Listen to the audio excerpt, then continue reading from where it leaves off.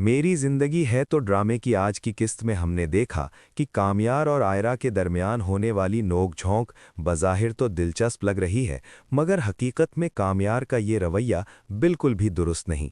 एक तरफ वो आयरा को माफ़ करने पर तैयार नहीं, जबकि दूसरी तरफ फारिया को उसने सब कुछ माफ़ कर रखा है। उसके साथ घूमना फिरना, पार्टियों में जाना, हर चीज़ मामूल के मुताबिक चल रही है। फारिया ने जो कुछ भी उसके साथ किया, उस सब के बावजूद वो आज भी उसकी दोस्त बनी हुई है। इसके बरक्स आयरा, जिसने सिर्फ एक लम्हे के लिए उस पर एतमाद नहीं किया था, वो भी ऐसी सूरत हाल में जिसमें कोई भी लड़की ऐसा ही करती, इसी बात की उसे भारी सज़ा दी जा रही है। आयरा जितना भी कामयार को मनाने की कोशिश करती है, वो हर बार उसे ठुकरा देता है। मालूम नहीं वो उसे मज़ीद कितनी अजियत देगा।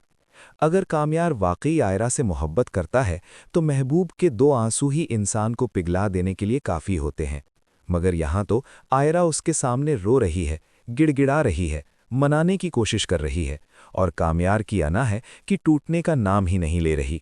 अब अगर अगली किस्त की बात करें तो वहाँ कामयार की माँ का रवैया भी खासा मनफी नज़र आएगा। उनका अपने शौहर के साथ ताल्लुकात ठीक नहीं, आए दिन झगड़ा रहता है। कभी उन्हें कमरे से बाहर निकाल देती हैं तो कभी वो इधर उधर सोने पर मजबूर होते हैं। माफ़ करने के लिए वो बिल्कुल तैयार नहीं, और साथ ही कामयार और आयरा की ज़िंदगी में भी मुसलसल मुदाखलत करती रहती हैं। हर बात में सवाल, हर बात में दखल। कामयार कमरे से बाहर क्यों है? तुम दोनों के दरमियान क्या चल रहा है? इसी माहौल में आयरा दादी के पास जाकर कहती है कि दादी, कितना अजीब है ना, मेरे 2-3 दिन के ख़राब ताल्लुक पर आंटी मुझे रोज़ कुछ न कुछ सुना देती हैं, जबकि उनका अपना रिश्ता बरसों से ख़राब है, मगर उन्हें वो नज़र ही नहीं आता। दादी सब कुछ समझती हैं। वो आयरा को तसल्ली देती हैं कि कामयार दरअसल नासमझ है, बस ज़रा सा नाराज़ है। जब उसकी नाराज़गी ख़त्म हो जाएगी तो तुम उसे दोबारा पहले जैसा बना सकती हो। इसी दौरान कामयार पार्टी से 11 बजे से पहले निकलने का फैसला करता है ताकि आज आयरा को बेड पर सोने से ना रोके। पिछले 3 दिन से वो अपने बिस्तर पर नहीं सोया था, मगर रास्ते में ट्रैफिक उसकी मुश्किल बढ़ा देती है। वक्त कम होता जा रहा है और उसे समझ नहीं आता कि कैसे वक्त पर घर पहुंचे। जब कोई रास्ता नज़र नहीं आता तो वो अपनी गाड़ी वहीं छोड़कर सामने खड़े रिक्शे में बैठ जाता है। नियत यही होती है कि किसी तरह 11 बजे से पहले घर पहुंच जाए और सीधा अपने कमरे में चला जाए।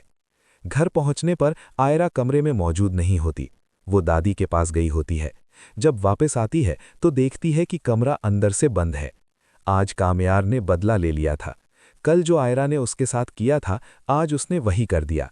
आयरा दरवाज़ा खटखटाती रहती है, रोती है, मिन्नतें करती है, मगर कामयार दरवाज़ा नहीं खोलता। मजबूरन आयरा को गेस्ट रूम जाना पड़ता है, मगर वहाँ भी नींद नहीं आती। आखिरकार वो छत पर जा बैठती है और अपनी किस्मत पर आंसू बहाती है। दूसरी तरफ उसकी माँ का दिल बेचैन हो जाता है। वो अपने शौहर से कहती हैं कि आयरा को माफ़ कर दें, वो किसी मुश्किल में है, मगर जवाब मिलता है कि अगर वो परेशान है तो अपने फैसलों की वजह से। सुबह जब कामयार की माँ आयरा को गेस्ट रूम में देखती हैं तो घबरा जाती हैं।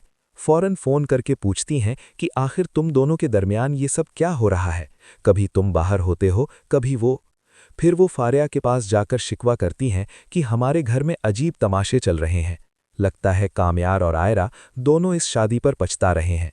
मुझे तो आयरा बहुत टॉक्सिक लगती है, हर बार मुझे अनकंफर्टेबल फील कराती है। ये सब सुनकर फारिया के दिल में खुशी की लहर दौड़ जाती है। वो दिल ही दिल में उम्मीद बांध लेती है कि शायद ये शादी टूट जाए और कामयार दोबारा उसका हो जाए। इसी खुशी में वो आयरा से मिलने उसके घर पहुंच जाती है, सिर्फ तमाशा देखने और मजाक उड़ाने के लिए। आयरा खामोश खड़ी होती है और इसी लम्हे कामयार बाहर आ जाता है और आयरा के पास आकर खड़ा हो जाता है।